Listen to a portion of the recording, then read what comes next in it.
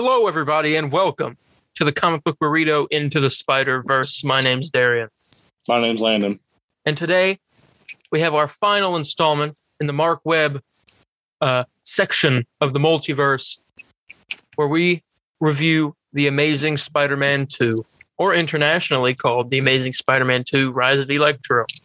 Yeah. I'd say better ending. Honestly, than the first movie. We've both seen this movie before. What were your thoughts going into it? Like, what were you expecting to be thinking after you finished watching? I haven't seen this movie in a long time. I honestly think the last time I saw it was I want to say 2016. So it's been a good while. I remember liking it more than the first one now. And after rewatching it, I still feel the same way about it. Yeah. But I mean, it doesn't mean it's good, though. It doesn't mean it's like a masterpiece. What about you? I was expecting to like it way more than the first one, but like not as great of a movie. Yeah. But it is the best movie out of the two. I mean, that's... It's super weird because I think this one we were talking before we recorded. I think that this one has way more problems than the first movie, but yeah, I like this one more. And I'm not really too sure why. I guess the visuals look nice. I love Peter and Gwen in this is phenomenal. That is sadly. We'll talk about that. Yeah, it's just like. I don't know. It's super. Like, I think the villains are really. Strangely, I think I actually like Lizard more than Electro and Goblin and I guess Rhino. Okay, you lost me there. But yeah, I don't know. It was again more problems, but yeah, I like this more. I guess visually, it's more visually appealing than the first one. Like more colors. I can say that right now. The first one just very dark toned. This one has more brighter colors to it. So I guess it's just more visual appealing. It makes me think I enjoyed it more in some ways. I'm going to read off the Wikipedia. The Amazing Spider-Man 2, internationally titled The Amazing Spider-Man 2, Rise of Electro, is a 2014 American superhero film based on the Marvel Comics character Spider-Man. The film was directed by Marc Webb and produced by Avi Arad and Matt Tolmott. It is the fifth theatrical Spider-Man film produced by Columbia Pictures and Marvel Entertainment, the sequel to The Amazing Spider-Man from 2012, and the final film in the Amazing Spider-Man series. The studio hired James Vanderbilt to write the screenplay and Alex Kurtzman and Roberto Orsi, I think, to rewrite it. The film stars Andrew Garfield as Peter Parker / Spider-Man, alongside Emma Stone, Jamie Foxx, Dane DeHaan, Campbell Scott, Embeth Davidtz, Colm Feore, Paul Giamatti, and Sally Field. In the film, Peter Parker tries to protect Gwen Stacy as he investigates his parents' death, while also dealing with the supervillain Electro and the return of his childhood friend Harry Osborn, who's dying from a deadly genetic disease. That kind of sums up most of the story. Yeah.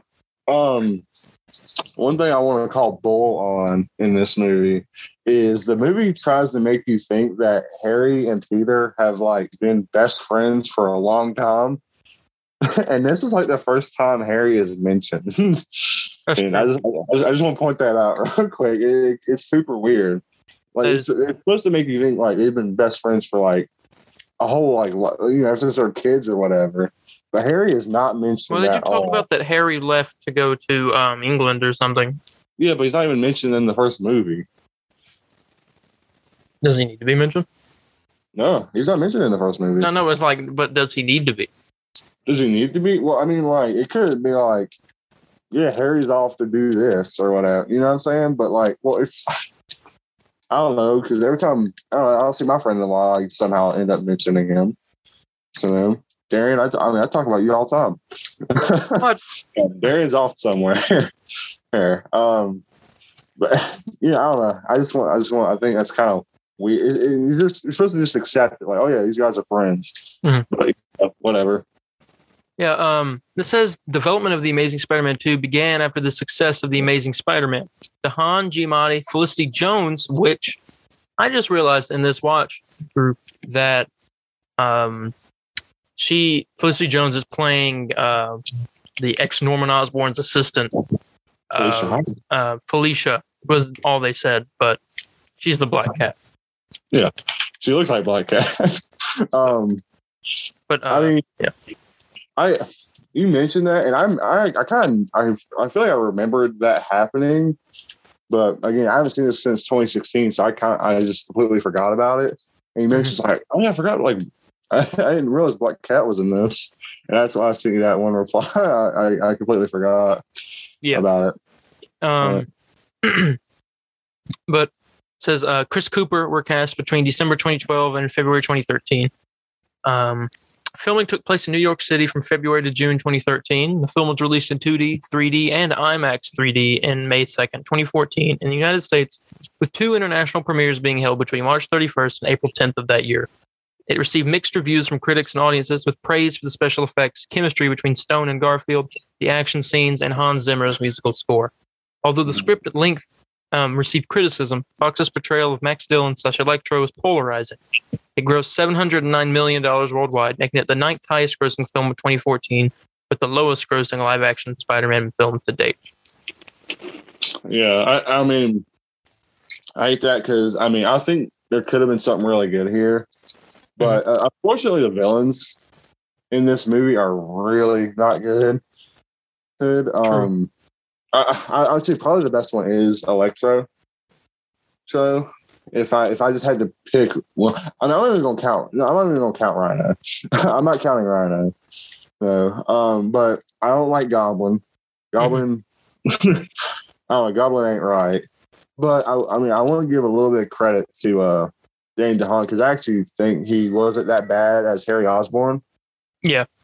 Osborn. I mean, I'm more of a James Franco fan myself, but yeah, but he's not allowed to be any family. Not allowed to be any more family films.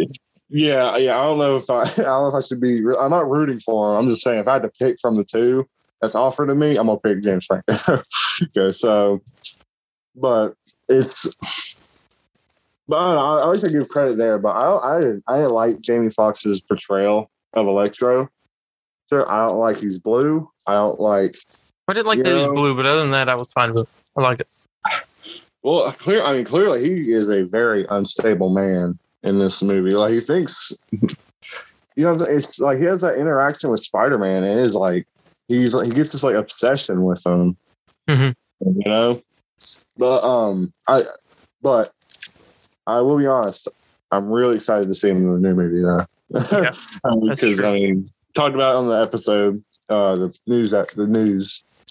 Which at the time of recording this on Sunday, November 21st, 2021, whatever year you're watching this in, future, or the past, never know. I'm planning on posting the newest episode of the Comic Book Burrito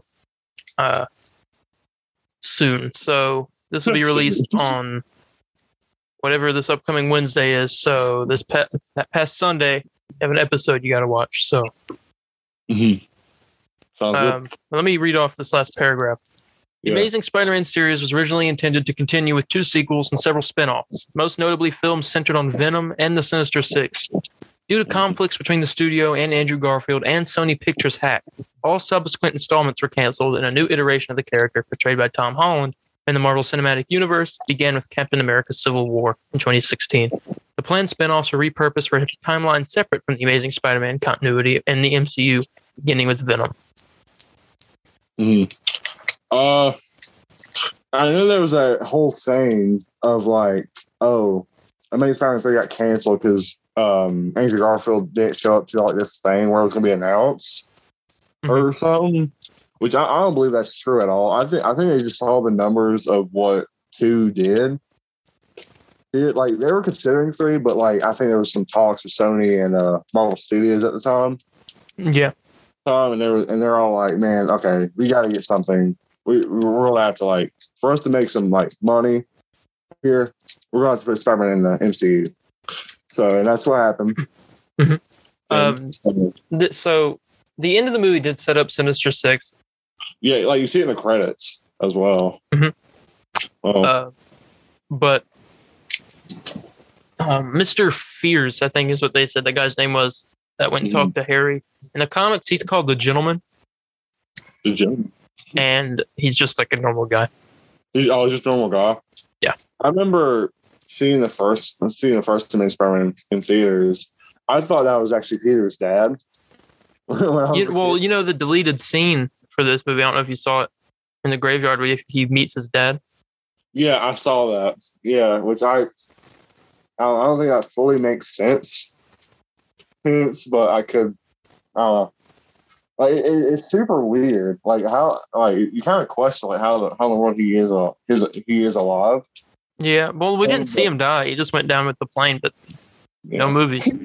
You're all like, it's kind of sad. I was like, hey, they deserve it. Oh yeah. he wrote true. I was just joking. And by the way, I don't care about Peter Parker's parents. Yeah, the only thing I know about them is that in the comics they were revealed to be SHIELD agents killed on mission. Yeah, I never liked that. I honestly never liked that. Because it's just never. I remember even my dad telling me as a kid, he's like, yeah, Peter Parker's parents are SHIELD agents. And I just never really like sat with me. Like I don't know. Like, how do you think about that lore? No, actually, I don't not hate it. I don't say I hate it. I actually kind of like the ultimate route where Peter's parents are both scientists. And I guess that's what they kind of are here in some way. When they ain't really SHIELD agents, they're more this is more ultimate, like where in the same way because they die the same way as well. Mm-hmm. Well, with that plane crash, so I guess they were taking a lot of inspiration from Ultimate Spider-Man comics. I got to talk about this because I found myself thinking this after both the Amazing Spider-Man movies. Even though these movies aren't good, these are like, in my mind, perfect live-action comic books. Like this Amazing Spider-Man 2, like I could see myself like reading. That's like something I would read. Oh, you would? Oh, okay. Like this is stuff that happens in these movies that are like something that would happen in a comic.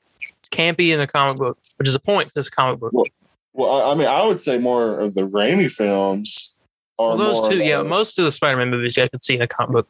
Less the MCU ones than these, but. And shout out to the visual art, the VFX artists for this movie. This is the best CGI to a Spider-Man movie today. I'd say more than MCU ones. More than MCU ones. No Way Home could be it, but I mean,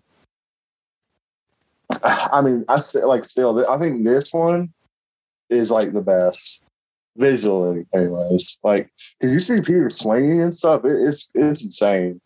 Yeah. Of how good you got, like the fabric, the look, and everything. Yeah, it was. Yeah, I agree. I want to talk about this canceled sequels and spinoffs.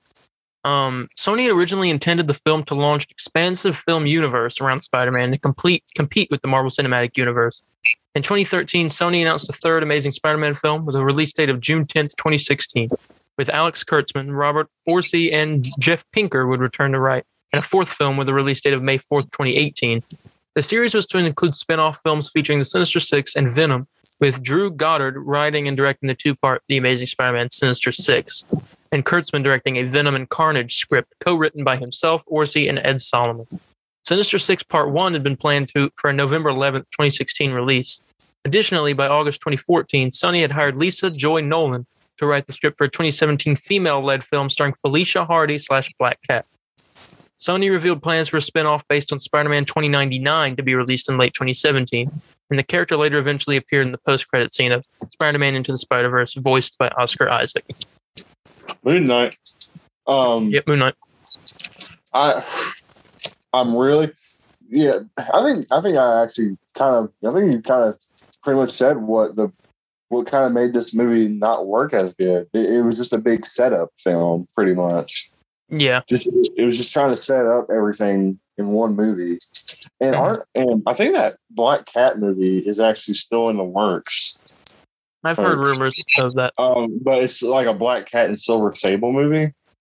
Or something like that. From what I'm remembering here, my knowledge on that could be completely off. This says, however, between December 2013 and the release of The Amazing Spider-Man 2 in May 2014, Garfield and Webb revealed that while they could both return for the third film, neither was certain of their involvement in the fourth, with Webb confirming that he would not be directing. Which I wonder how that would have turned out. Yeah, well, so Andrew had his doubts as well of returning? Mm-hmm. That's the first I've heard of that. Following the mixed critical reviews and franchise low box office performance of The Amazing Spider-Man 2, the future of the franchise was unclear. By July 2014, Orci had left the third film to work on Star Trek Beyond. The Amazing Spider-Man 3, which would have included Chris Cooper returning as Norman Osborn and focused on Peter recovering from Gwen Stacy's death, was delayed to an unspecified date in 2018, and the two-part The Amazing Spider-Man 4 was moved to a later unknown date. Following the 2014 Sony Pictures hack, Emma Stone was revealed to be in talks to return as a resurrected Stacy in the 2017 female-led film and The Amazing Spider-Man 4 as the antagonist Carnage. She was going to be Carnage? Yeah, I mean, I just proves further that this is going to do some Ultimate stuff. That's crazy. I did not know that. Well, in Ultimate, Carnage is a clone of Peter, but like it ends up. Oh, but this gets so juicy here in a minute. I know at one point, I don't know if you're about to say it or not, but Dennis Leary was in an interview in which he played Captain Stacy. He said at one point there was going to be this whole thing where Spider-Man could like resurrect people that died in his life. And so like Captain Stacy is supposed to come back, Gwen, and like Uncle Ben possibly. Oh, that's not what I was about to say, because this is interesting what I'm about to say. You want to hear it? Yeah, sure.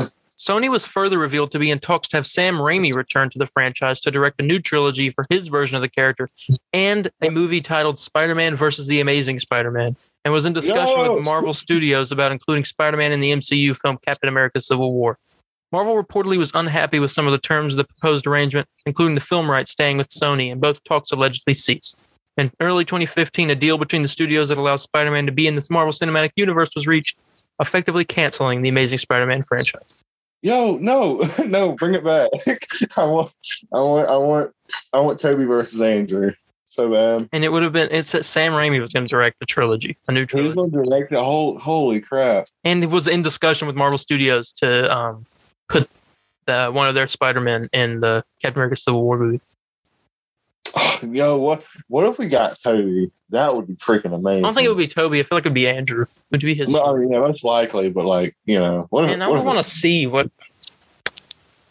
Okay. Oh man, that's the worst part about reading these canceled spin-offs. Really, Spider-Man versus the Amazing Spider-Man. Holy crap! I've never heard that before. That's insane. I hadn't either, but that was very interesting. That's very juicy. Holy crap! That's a fresh lemon right there. But this is that in February 2015, Sony and Marvel Studios announced that a new iteration of Spider-Man would appear in the MCU, the character appearing in Captain America Civil War. Sony Pictures will continue to finance, distribute, own, and have final creative control over the Spider-Man films. Marvel Studios and Sony will explore opportunities to integrate other characters of the MCU into future Spider-Man films.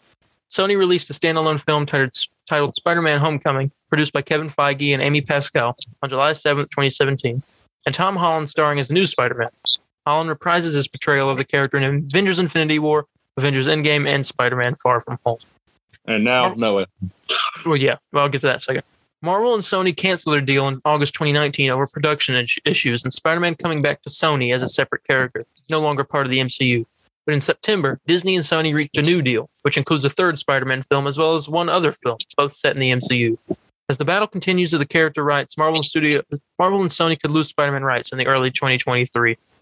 But multiple actors will reprise their roles as characters from past Spider-Man films in Spider-Man No Way Home, including Willem Dafoe's Norman Osborn / the Green Goblin, Alfred Molina as Otto Octavius / Dr. Octopus, and Thomas Hayden Church as Flint Marko / Sandman from Sam Raimi's Spider-Man trilogy.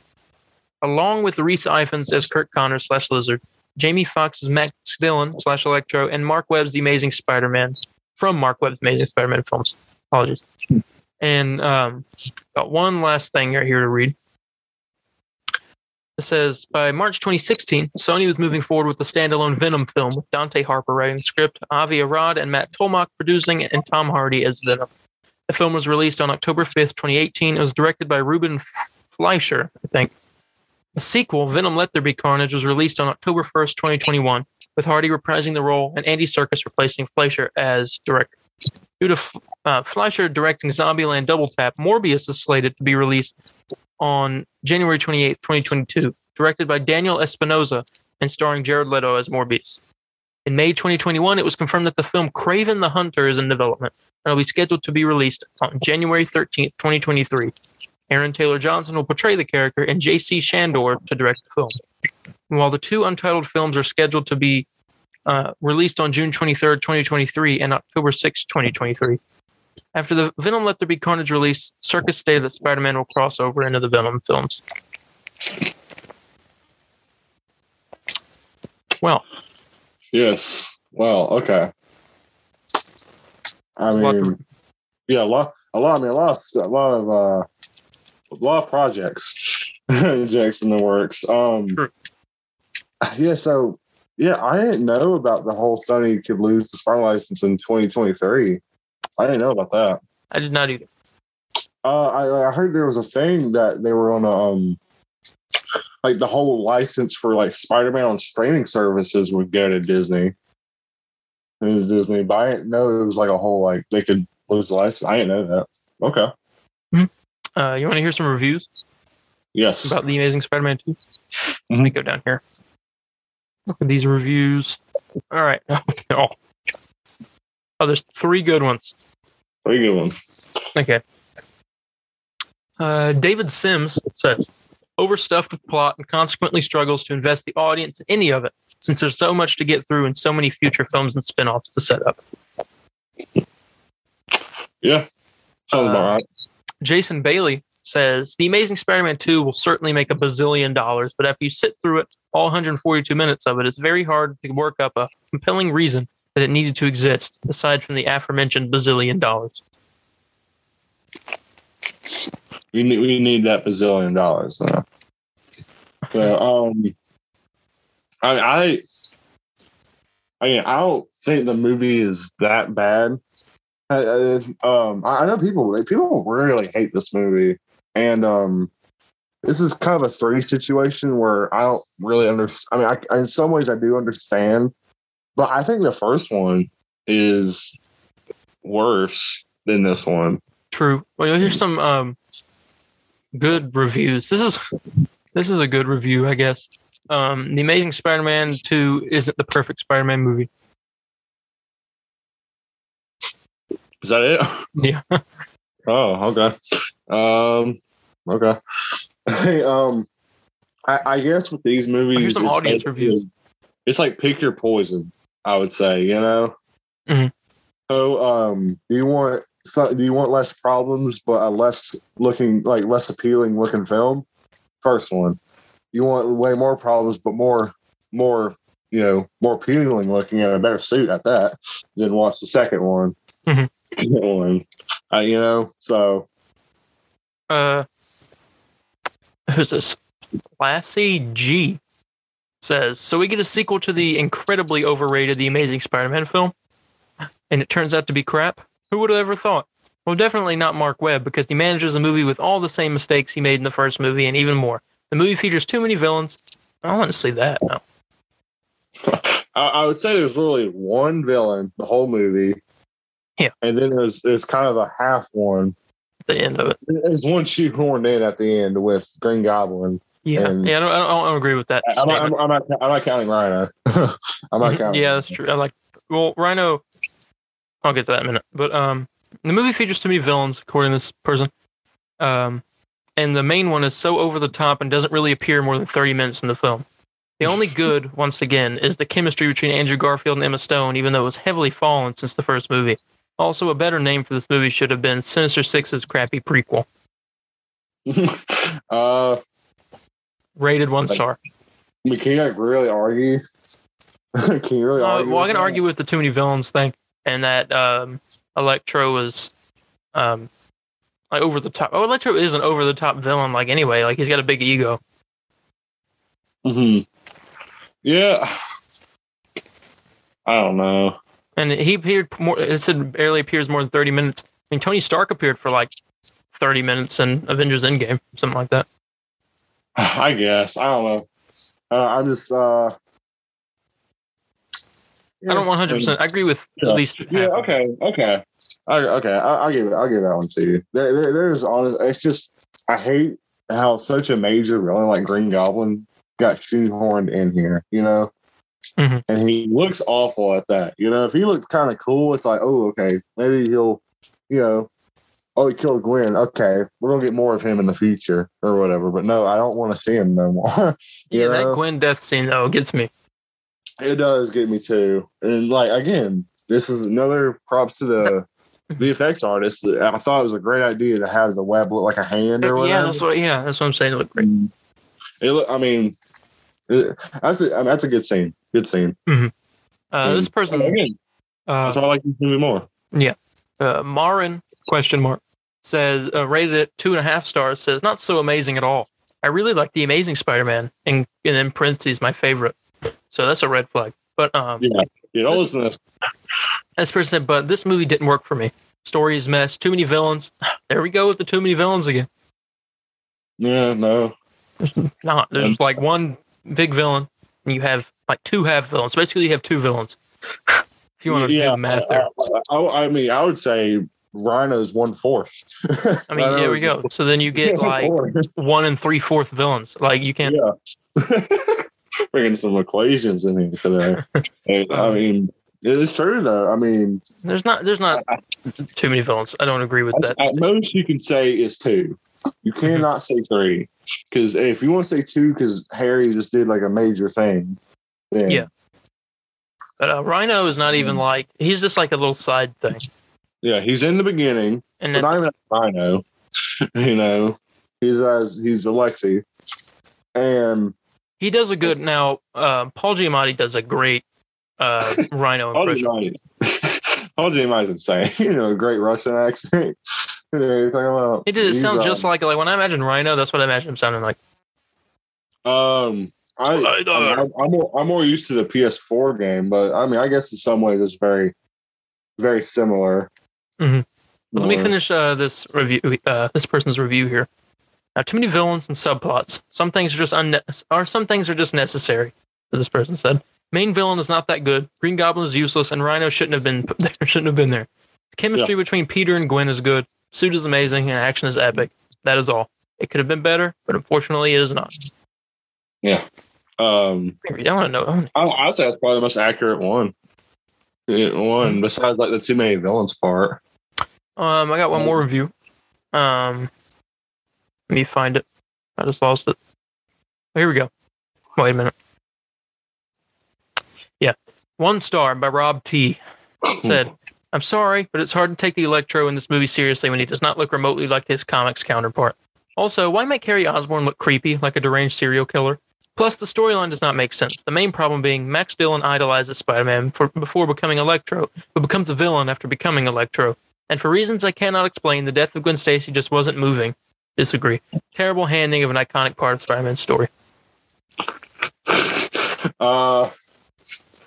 In some ways, I kind of agree with that guy. I don't know about the Gwen Stacy part, because I really do like that scene. Mm-hmm. I mean, I remember I was crying in the theater. I was like, dang. This is sad.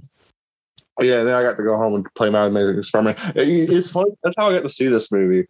Because if you bought the Amazing Spider-Man 2 game, or you like pre-ordered it or whatever, you got movie tickets to go see it. Why don't they do that now? Like, I would love for them. Buy Spider-Man PS4, get tickets to Spider-Man No Way Home. I don't think here's a problem. They don't do movie license games no more. I see the most recent one they did was Jumanji. But like don't expect a Marvel licensed movie game anymore. Yeah. This person, Brad V, rated it 5 stars, said best Spider-Man movie. No. Okay, here we go. This person said 4.5 stars. Maybe this movie has flaws, but in my opinion, many exaggerate, saying that some moments are sad, and the truth, I think they are exaggerating the movies. It's not okay. This person doesn't know how to talk. Let me restart this. Maybe this movie has flaws, but in my opinion, many exaggerate, saying that some moments are sad, and the truth, I think they are exaggerating the movies. Is not so bad. It is entertaining and also has the best suit of all the Spider-Mans. Holy crap! I get a proofreader for that. He said Spider-Mans. Spider-Man, first of all, and he also didn't put a hyphen in the middle of it. Oh, well, yeah. Oh, here we go. Here's one. 5 stars. The movie was legendary. The drama element was impressive, especially for fans of Spider-Man and not for new viewers who did not live with the series from the beginning. The movie for me was a huge event, as if it was the end of the series. I hope the story of the Amazing Spider-Man never ends. Well, bad news. He posted that in September 19th, 2021. What? Dude, it's been long gone. Oh, here's one. 1 star. Wasn't really that good. The Amazing Spider-Man 2 made the same mistake as Spider-Man 3, having too many villains. Here we go again. I disagree. There's useless villains, but I won't say there's 2. No, I mean, I don't know. Like, am I missing a villain here? I'm missing like a bunch of villains that like. Did we watch the same movie? That's what I'm saying. Hold on, let me look. Like, you got Electro, you got Goblin, you got Rhino. Spider-Man 3 is too many villains. This is not. Yeah, it's the same number, but like screen time. We're talking about screen time here. Yeah, they're just. Rhino's not in it. I don't like it, but man. Let me continue with this review. It would have been much better if Electro was the only villain in the movie, with Rhino making a small cameo. Speaking of Rhino, why did they show him about to fight Spidey in the trailer as a cliffhanger just to do the same thing for the movie? Overall waste of potential of the movie. I agree with that. That was a crappy marketing decision. Yeah, I was so like they have him on like the posters and he's about to Spider-Man's about to fight Spider-Man's about to fight Goblin, Electro, and Rhino all in like one swoop. And I was strange, believe it or not, I was hyped for that Rhino fight. And then I remember there was kind of rumors going around that Rhino's in the end of the movie and he doesn't even really fight him. And I'm like, what? I saw it and I was like so mad. What do you think of the redesign of Rhino? God, what do you He's more realistic. Yeah. I okay. At least they didn't make him some like big, tall, strong Russian dude. Just like the guy in Shang-Chi that had the sword for an arm? Yeah. Imagine it was someone like him, but bald, and they called him the Rhino. That was his nickname.